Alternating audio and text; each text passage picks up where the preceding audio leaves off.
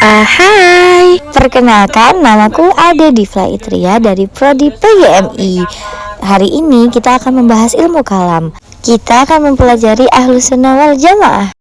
Jadi, menurut bahasa, Ahlus Sunnah wal Jamaah itu artinya ada 3. Yang pertama itu diambil dari kata ahl atau ahlu, yang berarti golongan atau pengikut.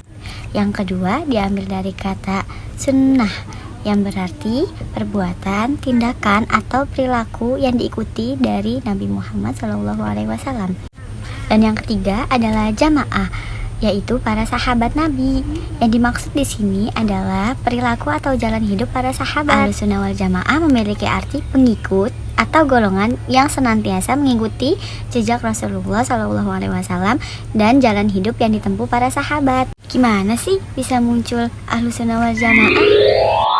Jadi, Ahlus Sunnah wal Jamaah muncul atas reaksi terhadap paham-paham golongan Mu'tazilah yang awalnya atas keberanian dan usaha Al-Asy'ari. Sebelumnya, Asy'ari juga menganut paham Mu'tazilah sebelum secara tiba-tiba mengumumkan bahwa beliau telah meninggalkan paham Mu'tazilah. Beliau juga menegaskan bahwa beliau berpegang pada mazhab Ahmad bin Hanbal. Ahlus Sunnah wal Jamaah terbagi menjadi 2. Ahlus Sunnah wal Jamaah sendiri sering dikenal sebagai aswaja.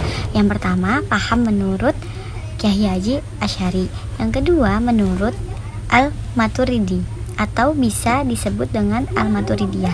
Kita akan membahas menurut Al-Asy'ari. Jadi, menurut Ibnu Asakir, yang melatar belakangi Kyai Haji Asy'ari meninggalkan paham Mu'tazilah adalah karena beliau telah bermimpi sebanyak 3 kali bertemu dengan Rasulullah, yaitu pada tanggal 10, 20, dan 30 Ramadan, di mana di dalam mimpinya Rasulullah SAW memperingati beliau untuk segera meninggalkan paham Mu'tazilah dan menyebarkan paham yang beliau riwayatkan. Doktrin-doktrin teologi menurut Al-Asy'ari. Yang pertama, Tuhan dan sifatnya. Tidak ada yang melarang mengatakan bahwa Tuhan punya tangan, mata, dan lainnya. Yang dilarang adalah mempertanyakan bagaimana bentuknya. Yang kedua, ada kebebasan dalam berkehendak. Dalam hal ini mempertanyakan bagaimana manusia bisa memilih dan menentukan perbuatannya.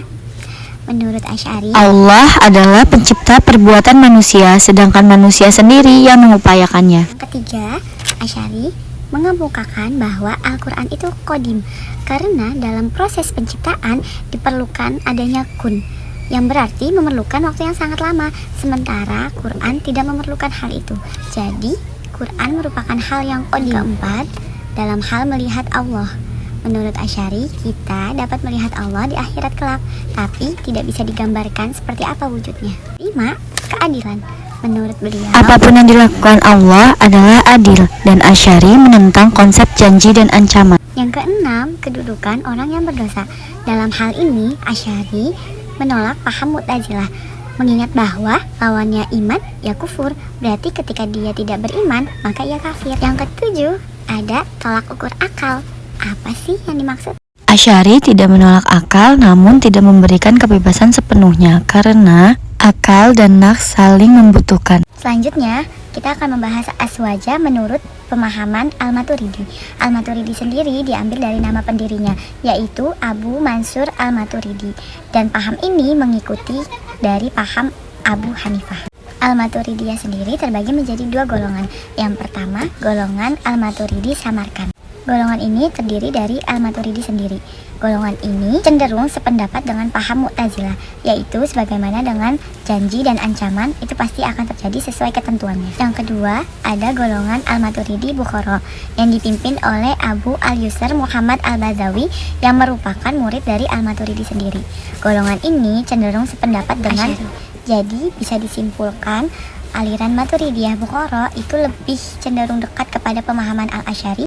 Jadi dapat disimpulkan bahwa golongan Maturidi Bukhara lebih dekat pada pemahaman Asy'ari.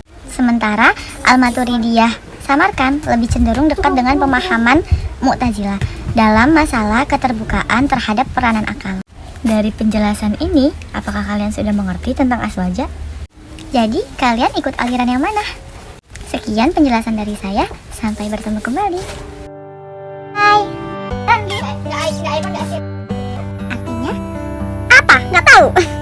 Sementara menurut etimologi, jadi Nabi yang dimaksud di sini adalah jadi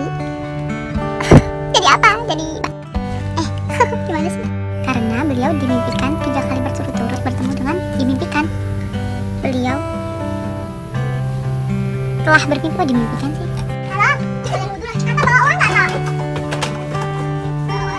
Sekitar 30-an ada nggak? Itu kan di samping. Larang. Yang kedua,